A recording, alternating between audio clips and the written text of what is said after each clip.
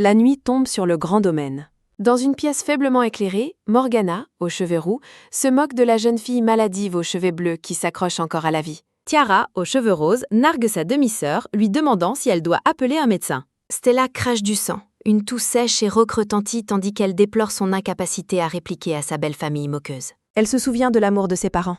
La maladie a confiné la jeune fille. Son enfance fut remplie de l'amour immense de ses parents. La tragédie frappe alors que la pluie tombe sur un cercueil, marquant la fin de ses jours heureux. Elle a observé la solitude de son cœur. Son père s'est remarié il y a 1 an, et bien qu'elle n'en ait pas été ravie, elle l'a accepté pour son bonheur. Une calèche traverse la neige toute vitesse. Son père est décédé inopinément dans un accident de calèche, la laissant seule une fois de plus. Morgana et Tiara discutent de la façon dont elles ne pourront pas maintenir leur luxe si l'héritage revient à Stella. Tiara s'interroge avec colère sur l'intérêt du mariage de sa mère s'ils perdent le domaine. Morgana rassure sa fille de ne pas inquiéter. Morgana note cruellement que la malade Stella mourra bien à ses peaux. Les deux femmes rient de prendre le domaine Crowley pendant que Stella pleure dans son lit. Morgana observe que Stella semble prête à décéder ce jour-man. Tiara fait la pitié pour sa démissière. Tiara affirme avec moquerie qu'il est merveilleux que Stella sera bientôt réunie avec ses parents décédés. Morgana dit Stella de mourir paisiblement et de leur laisser le nom de famille. Confinée son lit, Stella passait ses journées ne faire que lire des livres. Elle désespère alors que le domaine que ses parents chérissaient lui est volé. Le sang gicle alors que Stella tousse, une toux sèche et humide retentissant tandis qu'elle dénonce la fin de sa vie. Tout semble terriblement injuste. Stella crie de frustration face à l'injustice de sa situation. Les larmes coulent sur son visage. Elle jure de ne rien les laisser feindre. Les livres étaient ses seuls compagnons. Une silhouette sombre avec une faux apparaît devant la fenêtre alors que la lune brille de 1000 feux. Un étranger entre par esmètre. L'homme aux cheveux argent soupire, un doux « ah » résonnant, tandis qu'il se plaint d'une autre journée de travail ennuyeuse. Un homme aux cheveux argent, vêtu de sombres robes ornées, se tient droit avec une immense faux. Stella est frappée par sa beauté, se demandant si l'être devant elle est même humain. L'homme aux cheveux argent récite le nom de Stella Crowley, son âge et son passé de personne maladive et lectrice. Il continue, notant que ses parents sont décédés et que son domaine est destiné à être volé. L'homme aux cheveux argent se penche au-dessus du lit, qualifiant sa vie de pathétique et misérable. Il se prépare à achever sa pâche. L'homme aux cheveux argent annonce qu'il est temps de prendre son narvail. La main de Stella servidra. Stella se redresse et demande avec colère au visiteur comment il ose lui parler ainsi. Elle exige de savoir qui il pense être pour qualifier sa vie de misérable. Stella interroge son arme dangereuse et pourquoi il a fait irruption dans sa chambre sans invitation. Elle fait une pause pour considérer ses paroles. Une réalisation soudaine la frappe. Stella demande directement l'homme s'il est la faucheuse. L'étranger est pris au dépourvu. L'homme aux cheveux argent se penche, les yeux carquillés, choqué qu'elle puisse réellement le voir. Stella le regarde avec talard. L'homme aux cheveux argent sourit, trouvant la capacité de la jeune fille à le voir intéressante. La faux du faucheur plaine sa Stella. La lumière du matin frappe le domaine Crowley.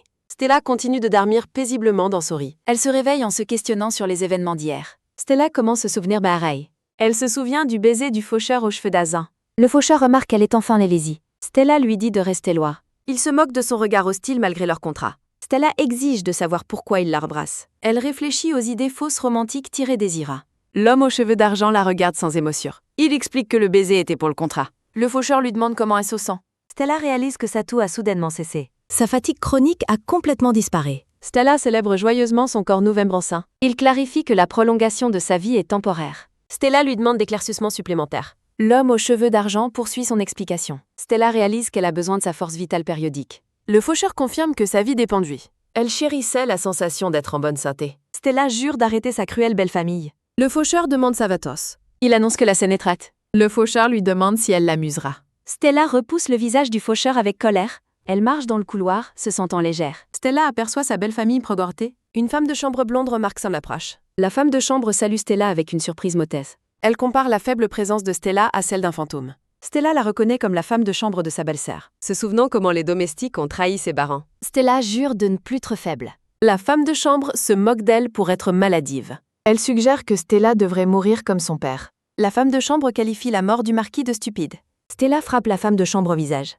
Un claquement sec et soudain résonne dans le couloir. La femme de chambre tombe au sol, déconcertée. Stella la réprimande pour avoir bloqué le chemin. Elle réprimande la femme de chambre pour son discours non autorisé. Stella s'interroge sur le manque de respect de la femme de chambre. La femme de chambre halte un tenace-agent. Stella lui ordonne Estar. Elle renvoie la domestique garadaison. Stella lui ordonne de faire ses bagages et de partir. La femme de chambre réagit avec une incrédulité stupéfaite. Stella avertit la femme de chambre que toute nouvelle insolence entraînera un emprisonnement pour insubordination, lui adressant un dernier avertissement. La femme de chambre s'effondre au sol avec un doux hug et pousse un « ah » de terreur tandis que Stella s'éloigne. Morgana et Tiara sont stupèdes de voir Stella toujours en vie et agissant de manière complètement inhabituelle. Elles l'observent depuis la table de thé, déconcertée par ce qui lui est arrivé. L'homme aux cheveux argent se repose avec un sourire narquois.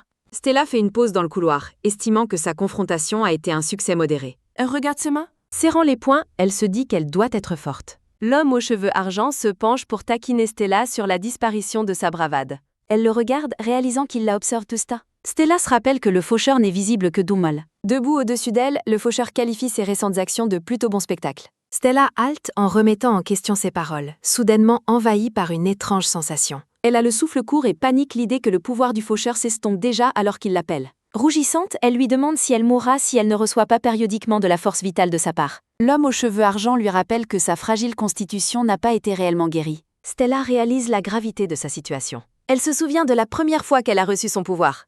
Elle serre sa poitrine et se dit qu'elle doit se préparer. Alors qu'elle marche, elle pense quel point il est embarrassant de devoir initier elle-même le transfert de force vitale. Elle s'arrête pour regarder le faucheur. Stella attrape sa chemise et l'attire dans un mésé. L'homme aux cheveux argent est prive de corvée. Reculant le visage rouge, Stella explique qu'elle ne peut pas recevoir de force vitale sans un baiser, tout comme lors de la signature de leur contrat.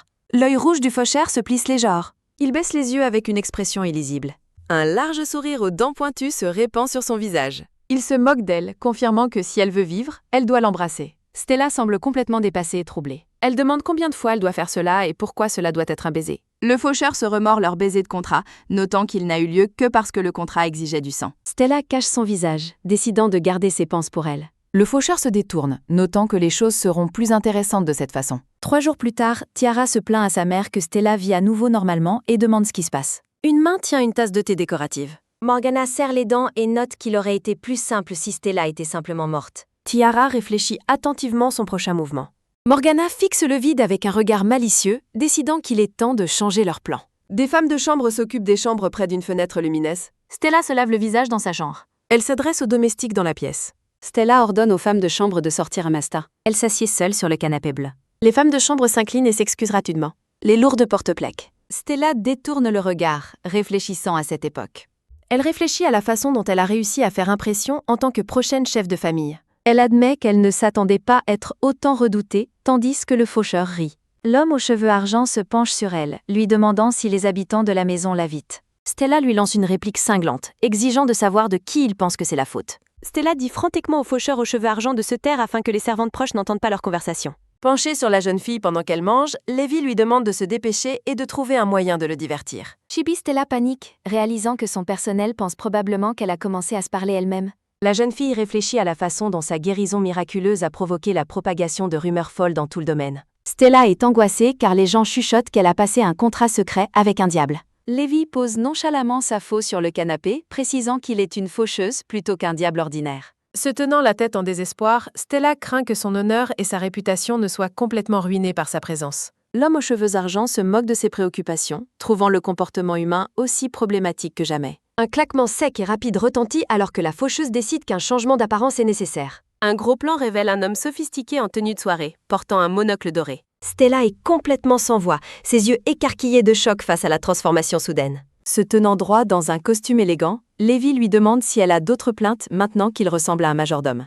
La jeune fille aux cheveux bleus est étonnée que la faucheuse possède la capacité de prendre une forme humaine parfaite. Stella observe qu'il ressemble exactement à un majordome impeccable et de haut rang, tandis qu'il ajuste ses gants blancs. Malgré son nouvel aspect impressionnant, la jeune fille reste sceptique quant à ses véritables intentions. Levi la regarde en retour avec ses yeux rouges perçants aux pupilles fendues. L'homme esquisse un sourire charmant, suggérant avec moquerie que son regard intense pourrait le rendre timide. Stella se détourne avec une expression agacée, accusant catégoriquement l'homme aux cheveux argentés de raconter un mensonge flagrant. Se penchant en avant avec un sourire espiègle, Levi insiste sur le fait qu'il n'est pas le genre de personne qui ment. Le sourire du majordome s'élargit alors qu'il admet que tout ce qu'il venait de dire était, en fait, un mensonge. Un gros plan capture l'intensité prédatrice de l'œil rouge luisant de la faucheuse. Des cercles magiques menaçants apparaissent, tandis qu'une voix avertit que Stella n'a plus que 3 ans à vivre. La jeune fille tombe travers un vide d'énergie sombre, tandis que la voix note qu'elle ignore le véritable prix du contrat. De retour au présent, Levi dit à la jeune fille de concentrer tous ses efforts pour le divertir. Le majordome promet de lui fournir de la force vitale comme convenu, et Stella jure contre cœur de faire de son mieux. Stella regarde au loin, méditant sur les détails de leur arrangement. La jeune fille se demande pourquoi la faucheuse est si coopérative alors qu'elle ne semble tirer aucun avantage de l'apport de force vitale. Un air de réalisation soudaine et de confusion envahit le visage de Stella. Rougeoyant légèrement, la jeune fille demande. Levi semble surpris par la question, et Stella explique qu'elle ne demande que parce que cela concerne sa survie. La jeune fille trouble admet qu'elle a trouvé important de clarifier les règles de leur contrat au cas où. Un sourire malicieux et entendu se dessine sur le beau visage du majordome. Un léger tapotement rythmé et régulier retentit alors que Stella lève les yeux, sentant quelqu'un s'approcher de la pièce. Levi dit à la jeune fille que si tel est le cas, il devrait procéder immédiatement. Le majordome se penche sur Stella, assis sur le canapé, s'approchant d'elle avec une grâce prédatrice. Le visage brûlant d'une profonde rougeur, la jeune fille panique et essaie de lui demander d'attendre un instant. Leurs visages sont quelques centimètres l'un de l'autre alors que la tension dans la pièce atteint un point de rupture. La porte est ouverte d'un coup avec un claquement soudain et fort, et un homme aux cheveux bruns crie le nom de Stella. Stella et Levi sont tous deux effrayés par l'entrée soudaine et agressive de l'intrus. Stella est stupéfaite par un coup sourd et ferme lorsque le chevalier pousse le majordome de côté pour l'atteindre. Jill, le chevalier aux cheveux bruns, lance un regard noir au majordome et exige de savoir pourquoi il se trouve dans l'espace privé de Stella. L'homme en armure tire immédiatement la jeune fille aux cheveux bleus, choquée, dans une étreinte protectrice et serre. Stella lève les yeux vers le chevalier avec une perplexité totale, peine capable de comprendre son arrivée soudaine. Jill la serre fort, son expression remplie d'un intense soulagement et d'inquiétude. La jeune fille reste figée dans ses bras, mentionnant qu'elle pensait qu'il était encore parti pour une longue expédition. Le chevalier explique qu'il est revenu aussi vite que possible après avoir entendu des rumeurs selon lesquelles elle était dans un état critique. Debout devant la porte, Stella tente de le rassurer en lui disant que sa santé s'est en fait considérablement améliorée. Sans avertissement, Jill soulève la jeune fille et la porte au centre de la pièce. Le chevalier insiste sur le fait qu'elle est toujours en convalescence et qu'elle devrait se reposer au lit au lieu d'être debout. Stella a l'air trouble et proteste contre sa surprotection, insistant sur le fait qu'elle se sent parfaitement bien. Une poigne ferme et serre retentit alors que Stella serre sa robe bleue en temps interpelle.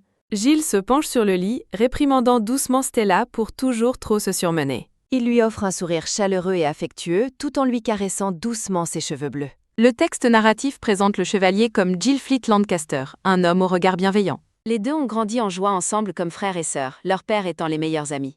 Jill sert maintenant comme un chevalier prometteur directement sous le commandement de l'empereur. Il exprime sa sincère joie que Stella se soit enfin remise de sa maladie. Jill la regarde avec une profonde dévotion, admettant que la vie n'aurait aucun sens sans elle. Levi observe l'interaction sentimentale depuis un coin avec un regard d'intense ennui. Stella sourit chaleureusement, notant quel point Jill a toujours été surprotecteur envers elle. Une légère rougeur colore les joues de Jill alors qu'il fixe profondément les yeux de Stella. Il commence à lui demander quelque chose qui la prend complètement au dépourvu. Jill révèle que sa seule raison de devenir chevalier était de la protéger. Stella est laisse perplexe par sa déclaration de but soudaine et intense. Il explique son récent succès en tant que garde impériale et la possibilité de recevoir un titre. Stella félicite joyeusement son amie d'enfance pour ses impressionnantes réalisations. Une poigne ferme et serre retentit alors que Jill serre les mains de Stella avec une passion soudaine. Jill demande nerveusement Stella son avis sur le concept de mariage. Stella est complètement stupéfaite par la question inattendue et directe. Jill devient embarrassée et tente de se rétracter alors que son visage rougit vivement. Elle le regarde avec un air d'ahurissement et de choc total. Le chevalier vide son regard, sa timidité devenant évidente alors qu'il touche son cou. Le visage de Jill brûle d'une profonde rougeur alors qu'il continue de chercher ses mots. Il essaie de terminer sa phrase tandis que Stella reste silencieuse et confuse. Levi intervient de côté, décrivant toute l'interaction comme incroyablement ennuyeuse. Un pas ferme retentit alors que le faucheur se plaint d'être ignoré par un simple humain. Stella est surprise par l'apostrophe soudaine et directe de l'homme aux cheveux argent. Levi se dresse au-dessus du couple avec une expression froide et critique. Il informe Stella qu'il est grand temps pour elle de changer de vêtements. Tout le monde est figé dans un choc poignant face à la présence soudaine et intrusive du majordome. Jill exige avec colère de connaître l'identité de l'étranger dans la chambre de Stella. Stella panique et essaie désespérément de faire en sorte que Jill écoute son explication. Elle présente Levi comme son majordome nouvellement embauché pour désamorcer la colère du chevalier. Levi s'incline gracieusement, se présentant formellement comme le loyal serviteur de Stella. Jill reste très méfiant, fixant intensément l'homme aux cheveux argent. Levi fait poliment remarquer que le chevalier se comporte de manière assez impolie. Il se penche prêt pour se moquer de Jill, qualifiant sa conduite de totalement inappropriée. Jill affirme passionnément son statut d'amie d'enfance de Stella Lintaille. Levi rejette la revendication du chevalier, insistant sur le fait que Stella doit être autorisée à se changer. Un doux et rapide glissement retentit alors que Levi prend la main de Stella pour l'éloigner. Il la guide vers la porte tandis qu'elle lui demande d'attendre un instant. Vue d'en haut, Stella réfléchit à la manière étonnamment bien élevée du faucheur. Elle est impressionnée qu'il ait réussi à se comporter exactement comme un vrai majordome. Lévi lui rappelle avec suffisance son âge immense et son statut divin. Stella reconnaît qu'être un dieu rend son adaptabilité tout fait naturelle. Elle se souvient de leur contrat et se demande si le faucheur possède d'autres pouvoirs mystérieux. Stella regarde la nouvelle robe que Lévi a préparée pour elle. Un pas ferme retentit alors que Jill dit Stella de prendre son temps concernant sa question précédente. Le chevalier se tient droit, attendant sa réponse avec un regard expectant. Stella se sent accablée et confuse par la persistance de l'attention du chevalier. Lévi remarque que Stella vide son regard tandis qu'elle reste silencieuse. Stella réagit avec une surprise, les yeux carquilles alors que la main gantée de Lévi lui incline le menton. La regardant, l'homme aux cheveux argent remarque que le moment est enfin venu. Lévi se penche près de la jeune fille aux cheveux bleus avec un sourire mystérieux. Il initie un baiser pour lui transférer la force vitale nécessaire. Un ningue ? Tout retentit alors que les deux s'embrassent dans le couloir ensoleillé. Passant soudainement l'eau, Stella plonge profondément pour atteindre sa femme de chambre en train de se noyer. Un quoi soudain et aigu retentit alors que Lévi se penche par-dessus le bastingage du navire. Une bulle de panse déclare que la jeune fille est une folle complètement imprudente. Levi observe avec une expression sévère alors que Stella s'enfonce davantage dans les profondeurs. Il réfléchit à la façon dont l'égoïsme humain mène inévitablement à des actes de trahison. Le chapitre 8 débute avec Stella nageant à travers les bulles vers Emma, piégée. Déterminée à sauver sa servante, Stella tend la main vers la femme de chambre qui coule. Ses mains pâles luttent pour séparer les lianes âcres et épineuses. Stella parvient à desserrer l'étreinte serrée des plantes sous-marines sur la bas. Les lianes pineuses se cassent et s'éloignent des jambes de la femme de chambre. Stella est surprise lorsque les lianes magiques se tournent soudainement vers elle. La panique s'installe alors qu'elle réalise qu'elle est emmêlée et ne peut plus respirer. Stella utilise ses dernières forces pour pousser Emma vers la surface. Elle ressent un soulagement en voyant que la femme de chambre est enfin en sécurité. Emma flotte vers la lumière au-dessus, les yeux fermés et paisible. S'enfonçant dans l'obscurité, Stella commence à perdre conscience alors que son souffle lui manque. Elle accepte son destin, croyant que son temps est enfin court. Un grand plouf mouillé retentit alors qu'Emma brise la surface de l'an. Emma crie l'aide, terrifiée par la liane prise la jambe de sa maîtresse. Un tch dédaigneux et bas retentit alors que Lévi observe la scène d'en haut. Lévi grommelle propos des ennuis constants que la jeune fille semble lui causer. L'homme aux cheveux argent saute de la balustrade avec un regard déterminé. Lévi nage avec grâce travers l'eau bleue vers la jeune fille qui coule. Il tend la main vers Stella, agacé qu'elle meure pour quelque chose de trivial. Il note avec une froideur clinique quel point les créatures humaines sont fragiles et faibles. Lévi fixe le visage de la jeune fille inconsciente aux cheveux bleus. Il rapproche son visage du sien pour remplir leur contrat. Lévi embrasse Stella sous l'eau, la tenant serrée au milieu des bulles. L'œil de Stella s'ouvre soudainement alors que la force vitale entre dans son corps. Le faucheur les guide tous deux vers la surface lumineuse de l'eau. La lumière du soleil traverse les hautes fenêtres d'une chambre calme et luxueuse. Les yeux de Stella s'ouvrent avec un doux et rapide battement alors qu'elle se réveille. Elle se retrouve de nouveau au lit, vêtue d'une chemise de nuit verte. Emma la serre fort dans ses bras, sanglotant de soulagement que sa maîtresse ait survécu l'épreuve. Stella dit la femme de chambre désemparée de se calmer juste un instant.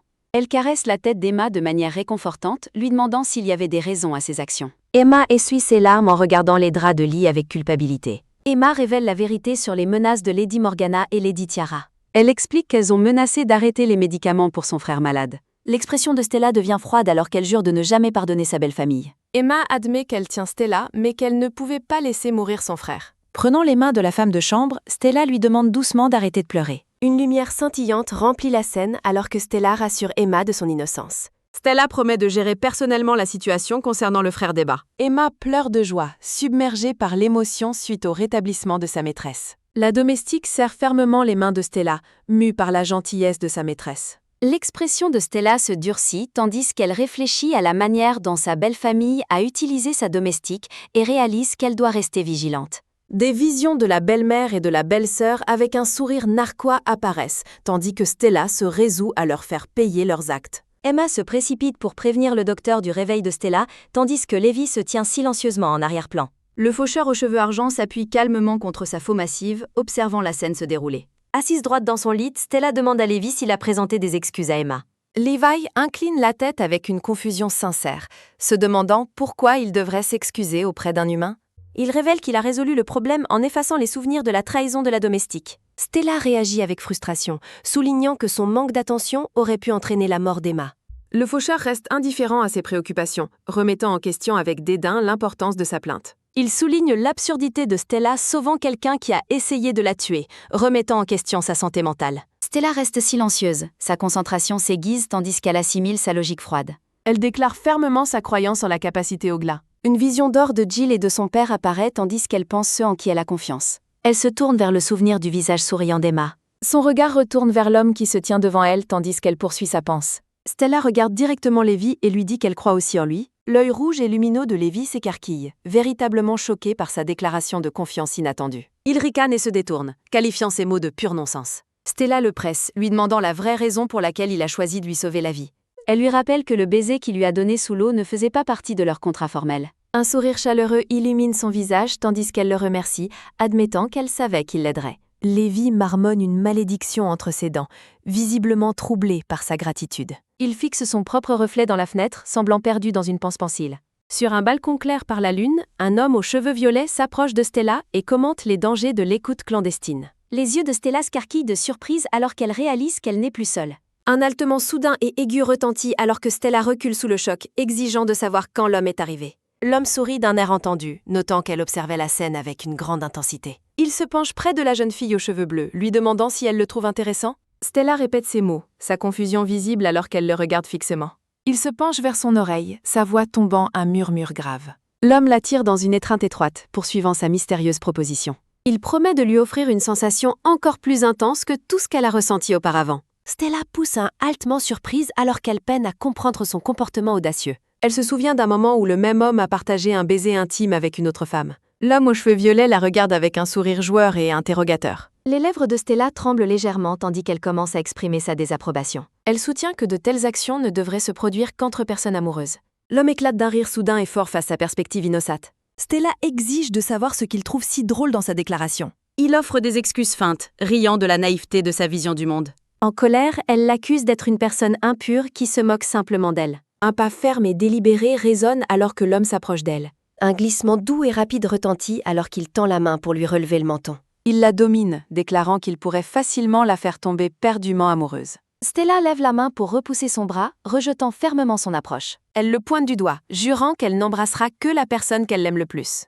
Il fait un signe de la main insouciant en s'éloignant, lui adressant un adieu désinvolte. Stella s'éloigne du balcon, résolue à rester loin d'un playboy aussi dangereux. Une grande salle de bal ensoleillée est remplie d'invités élégamment vêtus, engagés dans une conversation animée. Stella réfléchit son puisement tandis que la ville observe avec une expression calme et attentive. Un annonceur capte l'attention de la salle en proclamant l'arrivée d'un invité royal. Le prince Zayn fait une entrée grandiose, rayonnant d'élégance impériale dans sa tenue ornée, sombre et dorée. Les yeux de Stella scarquillent et sa mâchoire tombe d'incrédulité pure à la vue du prince. Un groupe de jeunes femmes clate en acclamation, criant leur admiration pour le nouveau membre de la royauté. Stella est sidérée et silencieuse, réalisant que l'homme qu'elle considérait comme un playboy est en fait un prince.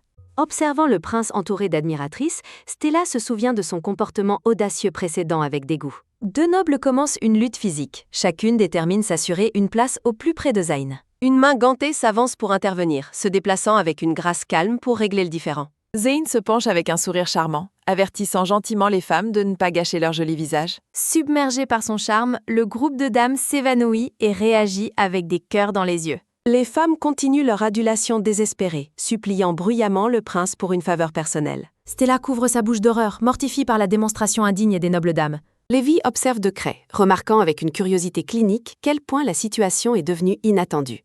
L'homme aux cheveux argent demande si ce genre d'homme est son goût, provoquant le rejet immédiat de Stella. Reportant son attention sur la salle, Stella explique le but sous-jacent des festivités de la soirée. Elle réfléchit à la façon dont le bal a probablement été organisé pour que le playboy royal assure enfin une fiancée. Stella conclut qu'un homme de sa réputation et de son statut est un choix complètement inadapté pour elle. Une vision de conflits royaux et d'une couronne apparaît alors que Stella décide de garder ses futurs enfants loin d'un tel danger. Lévi remarque que Stella est perdue dans ses pensées, la regardant d'un regard silencieux et interrogateur. Une réalisation soudaine et nette frappe Stella alors que son attention se tourne vers une nouvelle présence dans la pièce. Jill se tient droit au centre du hall, l'air distingué dans sa tenue militaire formelle or et marron. Le chevalier aux cheveux bruns s'approche de Stella, exprimant son regret de ne pas avoir pu l'escorter personnellement. Stella fait un geste vers Lévi, le présentant poliment au chevalier comme son majordome personnel.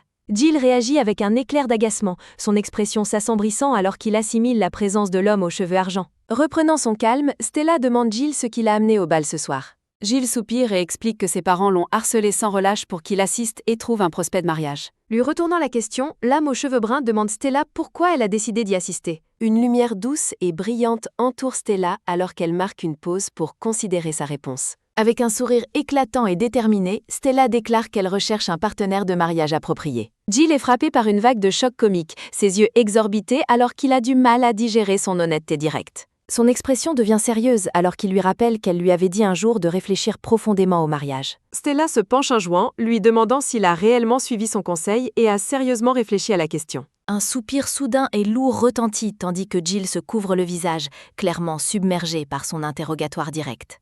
Les trois personnages se tiennent dans un triangle tendu au milieu de la foule animée de la salle de bal. Stella fait un adieu joyeux au chevalier, l'encourageant à faire de son mieux avant de se tourner pour partir. Une prise ferme et grinante retentit alors que Jill serre son poing-gant dans un moment de résolution intense. Le regard du chevalier s'aiguise, ses yeux brûlants d'une détermination soudaine et nouvelle. Jill observe la silhouette de Stella qui s'éloigne, sa silhouette projetant une longue ombre sur le sol poli. Un pas soudain et ferme retentit alors que le chevalier s'élance en avant pour arrêter son départ. Un glissement doux et rapide retentit tandis que la main gantée de Jill attrape fermement Stella par le poignet. Il la tire en arrière vers lui, interrompant son chemin d'un mouvement soudain et urgent. Stella regarde par-dessus son épaule, son expression remplie de confusion et de surprise face son toucher soudain. Le visage de Jill rougit d'un profond phare alors qu'il se prépare à exprimer ses sentiments cachés. Regardant directement dans ses yeux, le chevalier demande s'il pourrait être le partenaire de mariage qu'elle recherche. Stella est laisse complètement sans voix, ses yeux carquillent alors qu'elle fixe Jill dans un silence stupet. Son regard se décale légèrement, sa vision périphérique percevant la présence de l'homme aux cheveux argent à proximité.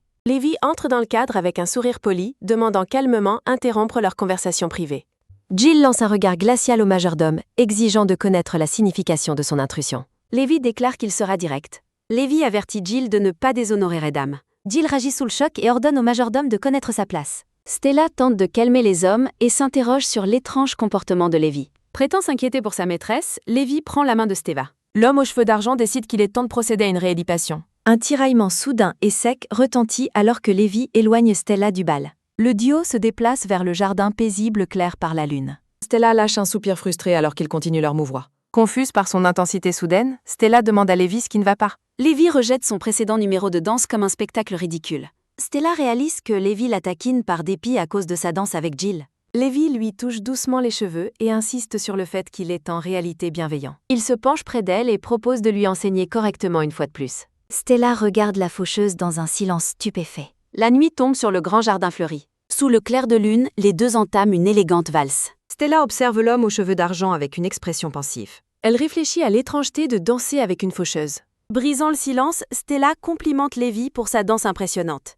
Lévi reste critique, la qualifiant d'élève désespérante malgré ses efforts. Un pas ferme et rythmique retentit alors que Stella demande une véritable motivation. Lévi lui demande si elle n'a aucune honte de son comportement antérieur. Il se remord une vision de Stella riant en dansant dans les bras de Jill. Stella reste silencieuse alors qu'elle digère ses mots durs. Elle explique innocemment que la danse était amusante parce que Jill était là. L'expression de Lévi vacille alors qu'il assimile sa réponse honnête. Il insulte les compétences du chevalier et s'interroge sur la raison pour laquelle elle aimerait danser avec lui. Les yeux de Stella se carquillent alors qu'elle remarque sa réaction inhabituelle. Elle lui demande pourquoi il est soudainement si méchant laquelle. Lévi se moque de sa question avec un sourire froid et moqueur. Un doux et rapide glissement retentit alors qu'il la fait descendre dans un mouvement dramatique. Stella soutient qu'un bon professeur devrait offrir des loges au lieu d'insultes. La faucheuse pousse un soupir là, détournant le regard.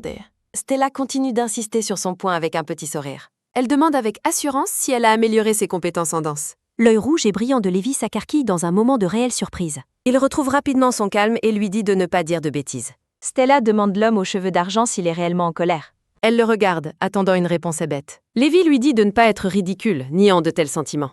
Stella souligne que son visage a l'air incroyablement grinchet. Il soutient qu'en tant que faucheuse, il ne serait jamais mis en colère par une fille. Stella reste persistante, exigeant de connaître la véritable raison de son attitude. Elle se penche plus près, insistant pour qu'il lui dise ce qu'il pense. Stella soupire et réfléchit combien sa soirée aurait pu être meilleure. Agacée, elle prétend qu'elle aurait préféré rester avec Jill. Une prise ferme et grinante retentit alors que Lévi serre le poing d'irritation. Il lâche un tacle agacé à sa comparaison. Lévi la tire dans une étreinte serre et autoritaire pour terminer leur danse.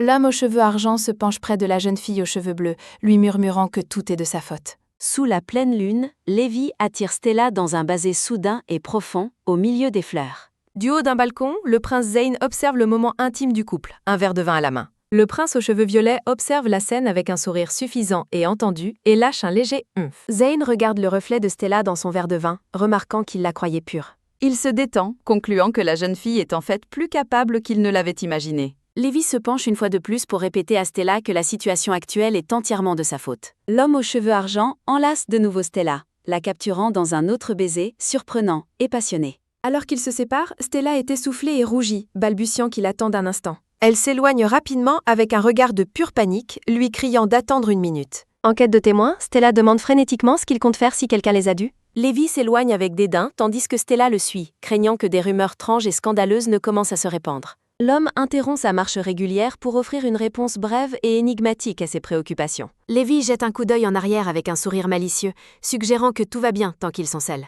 Stella reste complètement sans voix, les yeux écarquillés de choc face à son attitude audacieuse et insouciante. Frustre, Stella le poursuit, criant qu'il l'a mal comprise et exigeant qu'il arrête sa retraite. Elle le suit de près, ses pensées s'emballant sur l'état chaotique du cycle et des événements du monde. De son point d'observation élevé, Zane voit le couple partir tandis que le vent nocturne souffle autour de lui. L'homme aux cheveux violets se tient seul sur le balcon, savourant la vue et son vin avec satisfaction. Lévi conduit Stella vers un grand arc de pierre où leur transport pour la nuit les attend. Debout parmi les invités, Stella soupire en réfléchissant au fait qu'elle n'a pas obtenu les résultats espérés. Son regard s'aiguise soudainement avec détermination, notant qu'il lui reste encore du temps pour ses plans. Se souvenant d'une vision de Jill, Stella jure de faire de son mieux pour trouver un futur mari convenable. Lévi interrompt ses pensées d'un regard vif, lui disant d'arrêter de perdre du temps car leur véhicule est là. Stella le suit vers le carrosse, grommelant qu'il n'a pas à être si impoli ce sujet. Alors qu'elle regarde vers le véhicule, un éclair soudain de confusion traverse les yeux vifs et colorés de Stella. Un homme aux cheveux bruns accueille Stella avec un salut excessivement enthousiaste et amical. L'étranger les remercie de leur patience et s'excuse de les avoir fait attendre si longtemps ce soir.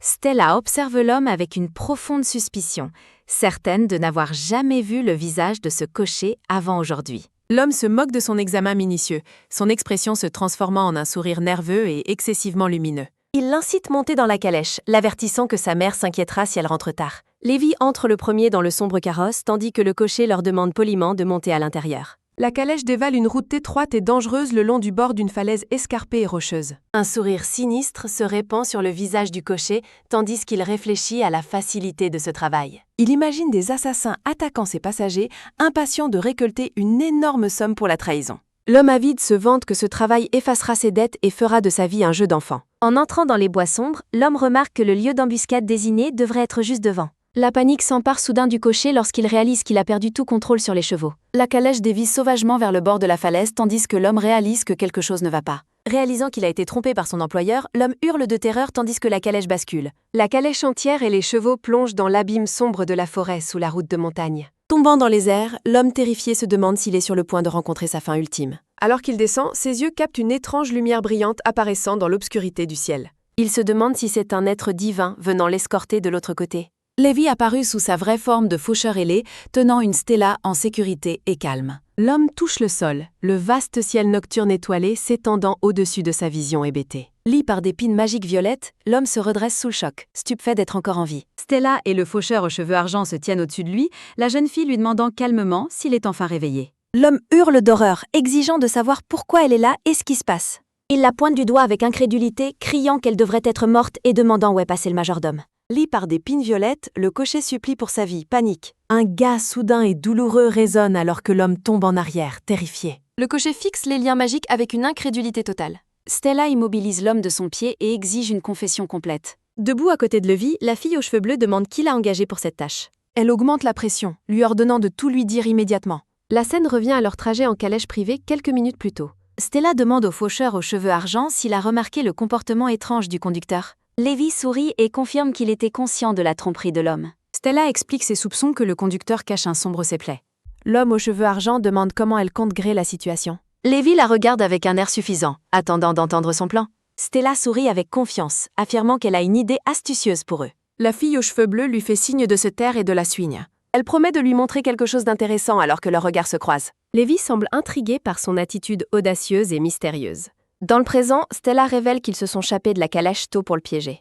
Elle a l'air triomphante, notant que tout s'est déroulé exactement comme elle l'avait prévu. Lévi ricane en regardant l'interrogatoire se dérouler. Stella dit l'homme qu'elle va lui demander une fois plus. Elle exige de connaître l'identité de la personne derrière ce complot. Stella remarque qu'elle sait probablement déjà qui l'a envoyé. L'homme terrifié confesse que Lady Morgana est celle qui l'a engagée. Stella semble pensive alors qu'elle digère la révélation concernant sa belle-mère. Il admet que ses ordres étaient de les mener dans une cachette d'assassin. L'homme explique que la calèche est soudainement et mystérieusement devenue incontrôlable. Un clair de choc traverse les yeux colores de Stella alors qu'une prise de conscience la frappe. Elle se demande si son accident d'il y a un an était aussi l'œuvre de sa belle-mère. Lévi interrompt ses pensées pour demander si elle a fini la conversation. Le faucheur se tient droit au-dessus de l'homme tandis que Stella s'adresse lui. Lévi décide qu'il est temps de passer à autre chose maintenant qu'ils ont leur réproche. Il tend la main vers l'homme et demande si elle a encore une utilité pour lui. Stella l'arrête, insistant sur le fait qu'effacer la mémoire de l'homme est suffisant. Lévi se moque de sa miséricorde en se préparant à utiliser sa magie. Elle soutient qu'elle fait cette demande pour son bien lui, plutôt que pour celui de l'homme. L'homme aux cheveux argent la regarde avec une expression neutre et interrogative. Stella l'avertit qu'il ne devrait pas s'habituer à prendre des vies, ou il en souffrira.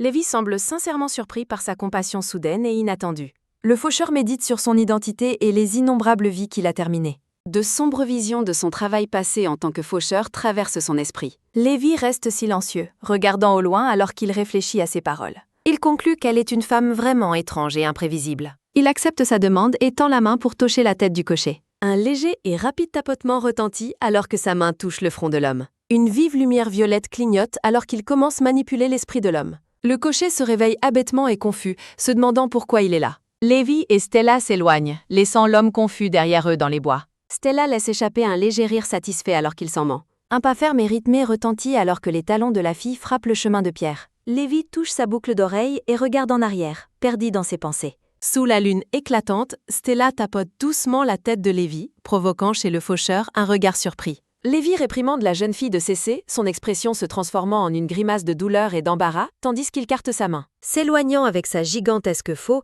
l'homme aux cheveux argent marmonne qu'il n'a aidé que parce qu'elle avait gâché l'ambiance, pas parce qu'on lui avait dit. Stella le suit avec un rejet espiègle, marchant ensemble dans la nuit étoilée. La scène se déplace vers le grand extérieur du manoir, ses fenêtres brillant chaleureusement sous le vaste ciel éclairé par la lune. À l'intérieur, Tiara fait irruption dans la pièce en larmes, se plaignant à sa mère que le prince Zane l'a encore complètement ignorée aujourd'hui. Morgana éclate en une rage violente, criant pourquoi Stella est toujours en vie tout en jetant un oreiller à travers la pièce.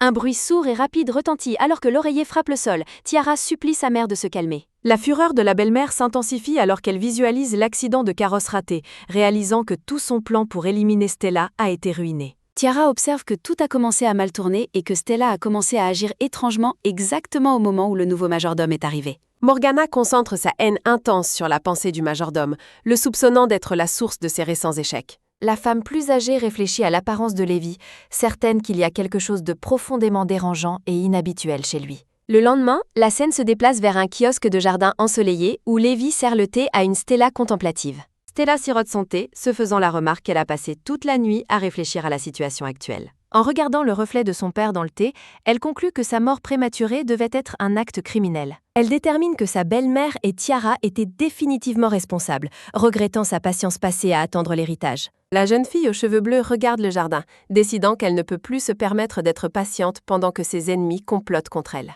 Lévi la regarde avec une expression ennuyée, lui demandant pourquoi elle ne les jette pas simplement hors de la maison immédiatement. Stella soupire qu'il lui faut plus que le seul témoignage du cocher comme preuve, ce qui pousse Lévi à se moquer du désespoir de la logique humaine. Un doux et netch résonne alors que Lévi fait glisser une fourchette dorée vers lui, suggérant une solution bien plus simple à son problème. L'homme aux cheveux argent offre un sourire sombre et suffisant, suggérant qu'elle n'a qu'à leur couper le souffle pour régler le problème. Un soudain et fort bâme retentit alors que Stella claque la table, criant que le meurtre est un crime grave dans le monde humain. Stella pose son visage dans ses mains avec un soupir exaspéré, apparemment épuisée par les suggestions sanguinaires de son majordome. Un pas ferme et rapide résonne alors qu'une femme de chambre nommée Emma se précipite vers eux, appelant frénétiquement Lady Stella. Hors d'haleine, Emma annonce qu'un visiteur soudain et important est arrivé au manoir. Stella lève les yeux, confuse, demandant la femme de chambre ce qui l'a rendue si affole. Emma crie que la situation est terrible tout en serrant le poing dans un état de grande alarme. La femme de chambre peine à trouver ses mots, balbutiant l'identité de l'invité alors qu'un point d'interrogation apparaît au-dessus de la tête de Stella. Une note narrative se demande si les événements actuels sont liés aux occurrences de la veille. Le troisième prince aux cheveux violets arrive avec un sourire charmant, suivi de près par le chevalier aux cheveux bruns, Jill.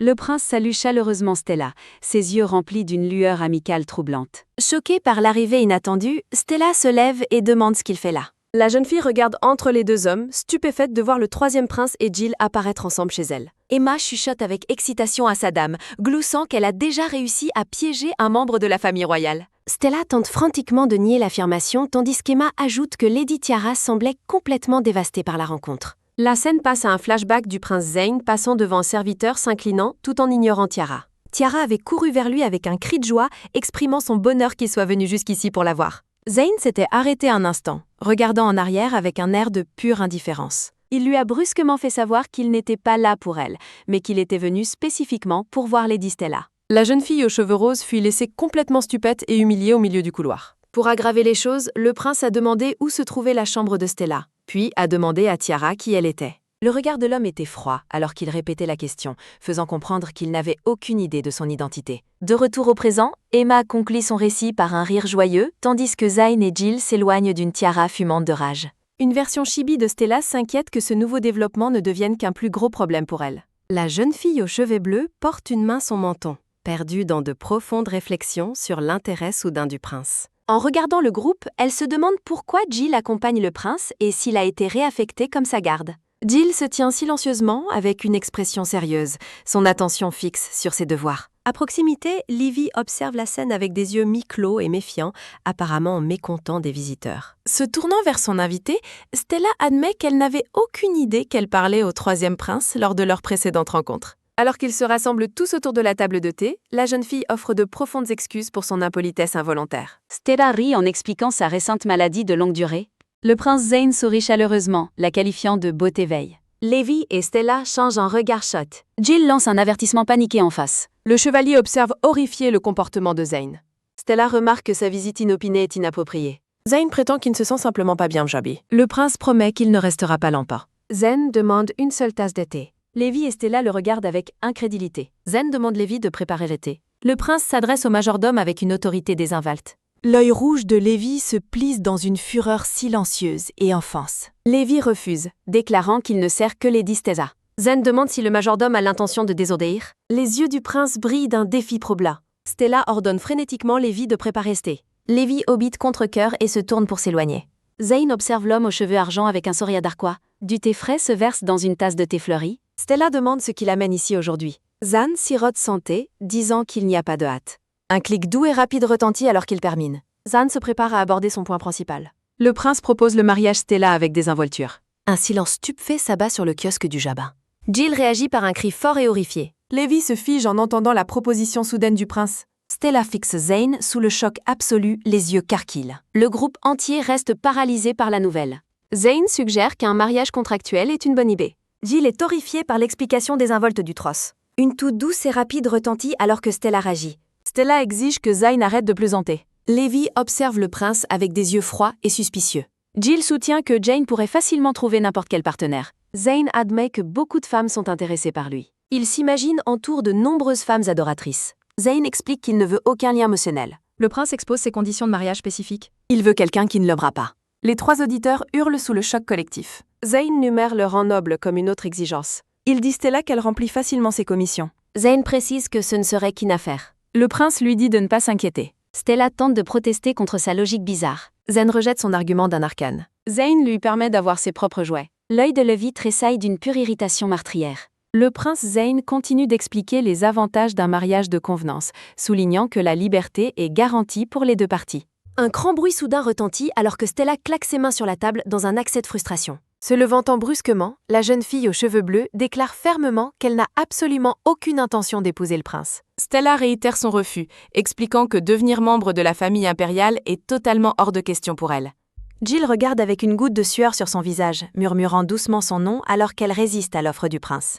Lévi reste parfaitement immobile, fermant les yeux avec un air de contemplation profonde et silencieuse. Un léger et rapide clic retentit tandis que le prince porte la tasse de thé floral à ses lèvres avec un sourire faible et entendu. Zane sourit charmamment son hôtesse, faisant remarquer qu'il la trouve incroyablement intéressante. Se levantant pour partir, le prince annonce calmement que son objectif a été atteint et qu'il va prendre congé. Stella offre un adieu lumineux et poli, souhaitant son Altesse un voyage de retour sûr et agréable. Une version chibi de la jeune fille fulmine intérieurement, ajoutant un ordre mental cinglant pour qu'il ne revienne jamais. Zane conserve un sourire amusé tandis que le chevalier aux cheveux bruns, Jill, le suit avec une expression nerveuse et en sueur. Un léger et rapide tapotement retentit tandis que Zane s'avance, réfléchissant à la probabilité d'une future réponse favorable. Se retournant soudainement, le prince surprend la jeune fille en plaçant ses doigts sous son menton pour lui faire lever le regard. Un doux tchou retentit alors que Zayn s'approche pour lui donner un léger baiser sur la joue avant de dire au revoir. L'œil rouge de Levi se plisse d'une rage meurtrière tandis que Jill réagit avec un air de pur choc, sans phare. Stella est complètement stupette,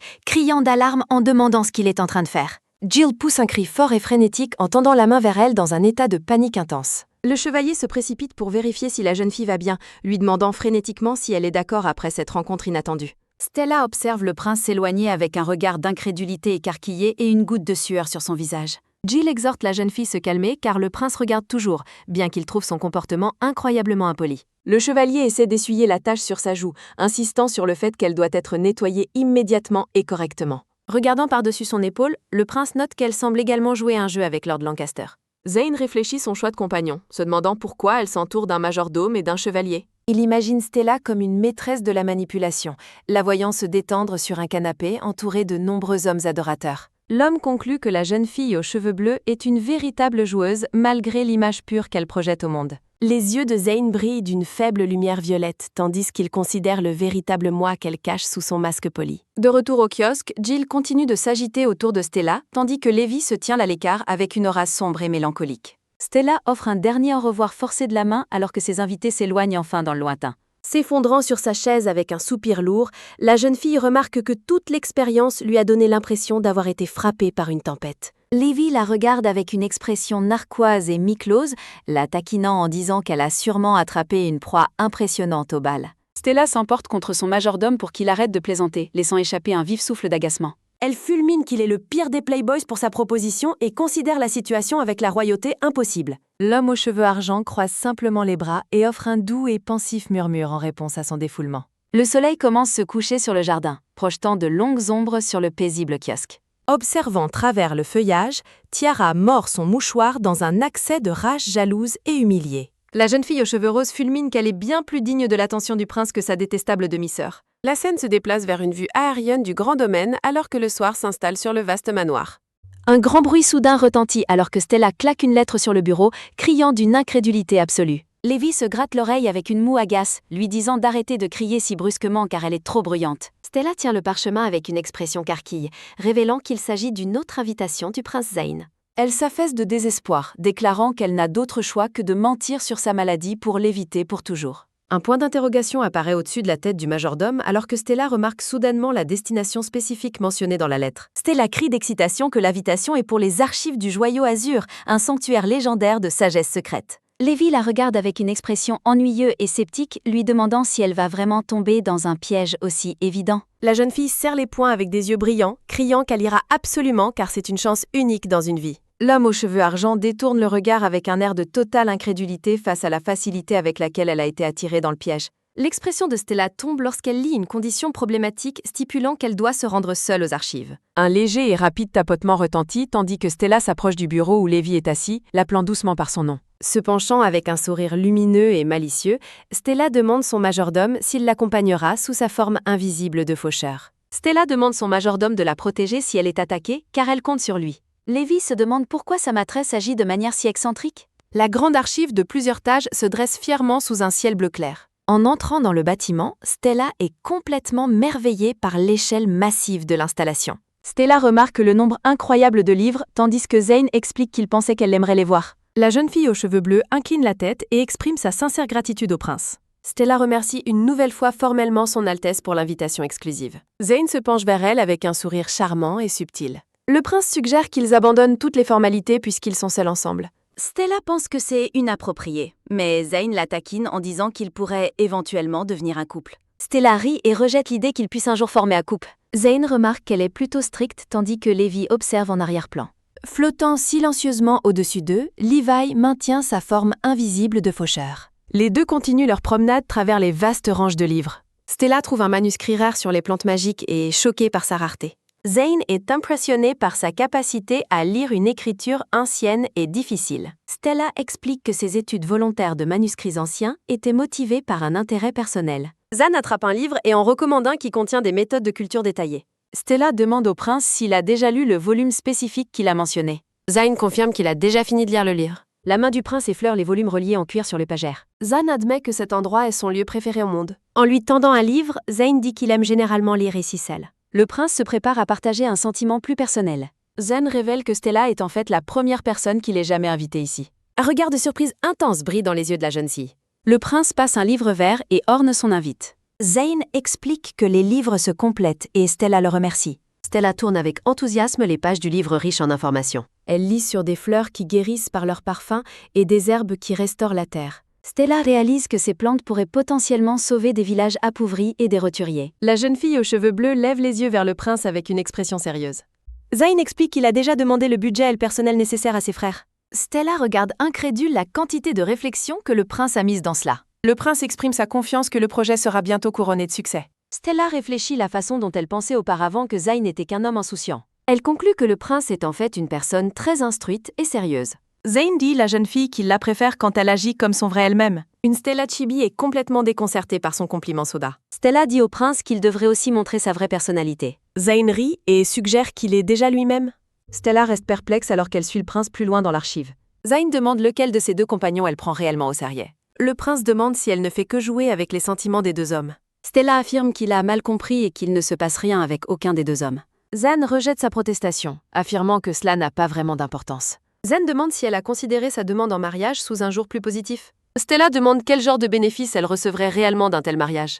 Zayn affirme qu'il lui accorderait une liberté totale et ne la blâmerait jamais de s'amuser. Le prince suggère qu'il devrait profiter d'une relation sans aucune attache. Zayn se penche près de la jeune fille, lui demandant si sa proposition est claire. Stella réagit avec un sursaut soudain, tandis que le prince poursuit son avance. Zayn sourit charmamment tout en louant l'intelligence de Stella et en suggérant que son astuce l'amènera à une conclusion spécifique. Portant un doigt ses lèvres, le prince lui demande si elle comprend exactement ce qu'il insinue. Un gros plan révèle les yeux de la jeune fille brillant d'une détermination intense et ardente. Stella déclare fermement qu'elle ne sait pas ce qu'il a mal compris son sujet. Serrant son livre, la jeune fille déclare qu'elle ne peut absolument pas se conformer à la demande de son Altesse. Zayn lâcha un rire doux et amusé en réponse à son refus catégorique. Le prince remarque que, malgré son apparence pure, elle est en réalité une femme assez méchante. Un bruit sourd et rapide retentit alors que Zayn plaque la jeune fille effrayée contre l'immense bibliothèque. Regardant ses pieds, le prince lui suggère de simplement coopérer. Zayn se penche dangereusement près de son visage, l'exhortant à commencer à être plus honnête avec elle-même. Observant de loin, Levi observe l'interaction tendue d'un œil froid et vigilant. L'œil rouge du majordome se rétrécit tandis qu'il fixe le prince avec une irritation visible.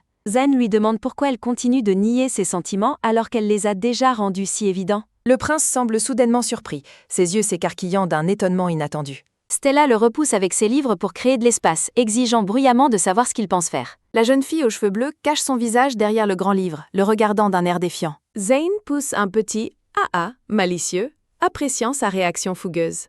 S'appuyant nonchalamment contre l'étagère, le prince se lamente d'avoir été si près de réussir. Stella lui crie d'arrêter de plaisanter, lui disant qu'il est allé trop loin avec ses blagues. Zayn rit et lui dit qu'elle est mignonne quand elle est en colère, tandis qu'elle insiste, gênée, qu'elle essaie d'être sérieuse. L'expression du prince devient plus concentrée alors qu'il lui demande de répondre à une question de plus. Zayn souligne que si son majordome semble avoir carte blanche pour son comportement, lui non. Stella est saisie par une vague de panique, se demandant si le prince a été témoin de Lévi l'embrassant plus tôt. Elle imagine le majordome se penchant pour un baiser et craint que le prince n'ait complètement mal interprété la situation. Le regard de Zayn se déplace légèrement alors qu'il détecte une nouvelle présence à proximité dans l'archive. Un doux chute rapide retentit alors que le prince pose soudainement sa main sur la bouche de la jeune fille. Zayn se penche et lui ordonne d'une voix autoritaire de rester parfaitement silencieuse. Stella reste les yeux carquillés, étouffe, se demandant ce qui se passe maintenant. Deux nobles montent les escaliers des archives, grommelant que le prince Playboy est une cause perdue absolue. Un homme se moque en disant que le prince n'utilise probablement les archives que comme un endroit pour passer diverses femmes. L'autre noble ajoute qu'essayer de forcer de véritables connaissances dans la tête vide du prince serait une perte de temps. Ils poursuivent leur ascension en concluant que le prince n'est qu'une honte pour toute la famille impériale. Zayn conserve une expression stoïque et impénétrable tandis qu'il écoute leurs dures insultes derrière l'étagère. Un pas doux et rapide retentit alors que Stella se prépare à affronter les hommes irrespectueux. Debout, droite en haut des escaliers, la jeune fille demande audacieusement aux hommes s'ils seraient prêts à retirer ses mots. Les nobles sont choqués par la confrontation soudaine, exigeant avec colère de savoir qui elle pense être. Stella s'avance et déclare que la quête du savoir n'est jamais un effort perdu pour personne. Elle poursuit en affirmant que, quelle que soit la personne n'a le droit de nier cette vérité fondamentale. La jeune fille admet que si le prince Zayn est peut-être un playboy, il y a plus en lui que cela. Fermant les yeux, elle se prépare à livrer une dernière et puissante défense du caractère du prince. Un souvenir flash du prince regardant pensivement les livres, montrant son intérêt sincère pour l'apprentissage. Stella crie aux hommes que le prince n'est absolument pas une honte pour la famille impériale. Zayn la regarde avec une expression de pur et absolu choc face à sa défense passionnée. Baigne d'une lumière héroïque, la jeune fille demande comment ils peuvent être si aveugles alors qu'ils le servent directement à ses côtés. L'homme blond explose de rage, la traitant de gamine insolente et lui disant de surveiller son langage. Il crie de fureur, se demandant comment quelqu'un de son statut a même pu obtenir l'accès à un endroit aussi prestigieux. Zayn s'avance nonchalamment et pose une main sur l'épaule de Stella, demandant d'un ton moqueur aux hommes si leur séance de commérage est terminée. Les nobles plissent de terreur, bégayant le nom du prince et se demandant s'il a entendu chaque mot de leurs insultes. Le prince Zayn dit aux nobles de se détendre, car il ne les accusera pas formellement de lèse-majesté. Le prince marque une pause avec un mot subtil et persistant. Zayn porte un doigt à ses lèvres et avertit qu'il pourrait ne pas être aussi indulgent la prochaine fois. Les nobles sont paralysés par une peur soudaine et glaçante. Les deux hommes s'éclipsent en criant une excuse frantique. Stella les regarde partir, trouvant la confrontation tonnalement satisfaisante. Zayn regarde la jeune fille avec un intérêt renouvelé. Le prince suggère qu'elle aurait dû laisser les hommes dire ce qu'ils voulaient. Stella précise qu'elle n'a pas pris la parole pour le bien de son Altesse. Un souvenir d'une Stella plus jeune et de sa bonne Emma montre sa dévotion de toute une vie au livre. La jeune fille aux cheveux bleus déclare qu'elle refuse de pardonner quiconque insulte la sacralité de l'apprentissage. Zayn la regarde avec une expression d'émerveillement profond et les yeux écarquillés. La main du prince tremble légèrement sur la balustrade en bois. S'inclinant poliment, Stella remercie le prince pour son temps et se prépare à prendre congé. Zayn est pris au dépourvu par son départ soudain. Stella marque une pause dans les escaliers pour aborder sa précédente proposition de mariage contractuel. Regardant par-dessus son épaule, la jeune fille refuse fermement l'offre du prince. Zayn se tient silencieusement en haut des escaliers, la regardant s'éloigner. Le prince rit et accepte sa décision comme une juste issue. Zayn réfléchit qu'il ne s'attendait jamais rencontrer quelqu'un comme elle. Quelques jours plus tard, Stella lit un livre tandis que Lévi se tient derrière elle. La jeune fille remarque que plusieurs jours se sont écoulés depuis sa rencontre avec le prince Zayn. Stella observe que Lévi a été de mauvaise humeur d'Ostan. Elle se souvient qu'il est parti tôt un jour et se demande si quelque chose s'est passé. Stella pense la façon dont le majordome refuse de répondre chaque fois qu'elle lui demande ce qui ne va pas. Elle réalise que le plus grand problème est sa distance grandissante. Stella l'appelle pour attirer son attention. Elle remarque qu'ils n'ont pas effectué de ravitaillement magique récemment. Levant les yeux vers son majordome, Stella demande s'il est temps pour une autre session. Lévi détourne froidement le regard et demande si elle va toujours bien. L'homme aux cheveux argent s'éloigne, laissant Stella complètement confuse. Lévi maintient sa distance stoïque en quittant la pièce. La scène se déplace vers le festival annuel des lanternes étoiles dans la ville du château de l'Empire Régumère. D'innombrables lanternes lumineuses pendent entre les bâtiments de la ville. Stella arrive au festival accompagnée d'Emma et Nelly. La jeune fille est ravie d'être à un festival après avoir été malade pendant tant d'années. Emma mentionne la présence de stands rares et Stella exprime avec enthousiasme son anticipation. La jeune fille aux cheveux bleus et sa bonne se prépare à explorer le marché. Stella appelle Emma par son nom alors qu'elle commence marcher. Elle regarde en arrière et appelle Lévi pour qu'il les suive. Le majordome pousse un soupir lourd et las. Stella et Emma se dirigent vers la foule tandis que Lévi traîne derrière l'air. Un tel de marche expose diverses étoffes colorées et motifs. Stella s'inquiète que la mauvaise humeur de Lévi devienne un véritable problème. Les deux femmes admirent les lanternes ornées d'un stand voisin. Stella déguste un encas en riant joyeusement avec Emma. La jeune fille remarque que Lévi agit toujours très froidement. Stella réfléchit quel point son attitude a changé depuis l'autre jour. Un gros plan révèle le sentiment croissant de panique interne de la jeune fille. Stella serre les poings, déterminée à remettre son majordome de bonne humeur. Stella et son majordome marchent ensemble travers les foules animes du festival illuminé par des lanternes. Apercevant un bracelet vert tincelant, la jeune fille se demande si ce serait un cadeau approprié pour Lévi. Stella se demande si l'achat d'un cadeau pourrait être la clé pour adoucir l'humeur glaciale de son compagnon. Le commerçant remarque son regard insistant et complimente son excellent choix de bijoux. Le vendeur explique que le bracelet est légendaire pour assurer un lien éternel entre amants. Stella ragit, les yeux carquillent de choc.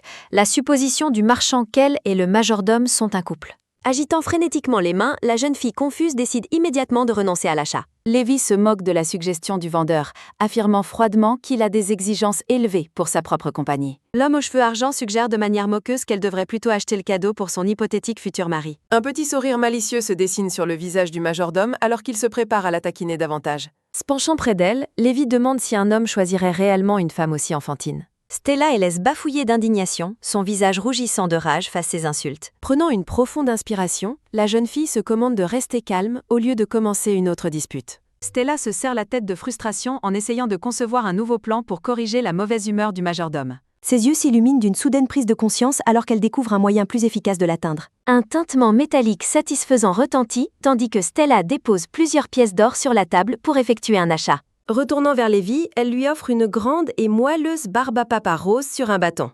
L'homme aux cheveux argent regarde la friandise avec un scepticisme visible, demandant pourquoi elle la lue tant. Stella explique avec enthousiasme qu'elle veut simplement montrer son appréciation pour tout son dur travail. La jeune fille tient la friandise devant son visage avec une expression pleine d'espoir et d'attente. Les lèvres de Lévi se recourbent en un léger sourire indéchiffrable alors qu'il regarde l'offrande. L'homme aux cheveux argent tend la main et saisit fermement celle de Stella pour stabiliser la friandise. D'un mouvement soudain et audacieux, Lévi se penche pour prendre une grosse bouche de la friandise sucrée. Stella l'observe intensement, les yeux carquilles, en lui demandant s'il trouve la friandise délicieuse. Après avoir goûté la friandise, le majordome admet nonchalamment que le goût n'est pas si mauvais. La jeune fille aux cheveux bleus est folle de joie, célébrant le fait que sa stratégie d'alimentation semble réussir. Lévi tourne la tête avec un léger grognement, essayant de cacher un soupçon de satisfaction. Se sentant beaucoup plus l'aise, Stella rit de bon cœur en sautillant vers la lumière du festival. Regardant en arrière par-dessus l'eau vers la ville-palais, la jeune fille se sent soulagée que la tension entre eux se soit enfin dissipée. Un léger et rapide tapotement retentit alors que Stella pose sa main sur la balustrade de pierre, pour être prise au dépourvu lorsque Lévi l'appelle. Le majordome demande brusquement quand elle compte remplir l'exigence d'un baiser de ravitaillement magique. Lévi garde une expression stoïque et sérieuse en attendant qu'elle réponde à sa demande. Stella est paralysée par une vague d'embarras soudain, son visage rougissant tandis que son cœur s'emballe. L'homme aux cheveux argent observe avec une perplexité sincère sa réaction extrême à sa demande. Bafouillant et agitant les bras, la jeune fille explique qu'elle est troublée quand il aborde de tels sujets si soudainement. Lévi gesticule vers elle de la main, suggérant qu'elle prenne l'initiative si la question est si gênante. Se penchant, le majordome pose un doigt sur ses lèvres et l'invite à gérer le baiser elle-même. Stella le fixe dans un état second, concluant en privé qu'elle est beaucoup trop timide pour une action aussi audacieuse. Le visage de la jeune fille brûle d'une profonde rougeur alors qu'elle lutte contre son intense embarras. Criant un refus en colère au majordome Gouja, Stella se retourne et s'enfuit dans la foule. Lévi réfléchit à son départ fougueux, se demandant s'il n'aurait pas dépassé les bornes avec ses taquineries. Tandis que la jeune fille court à travers le festival, deux figures mystérieuses en cape sombre observent ses mouvements depuis un point d'observation élevé.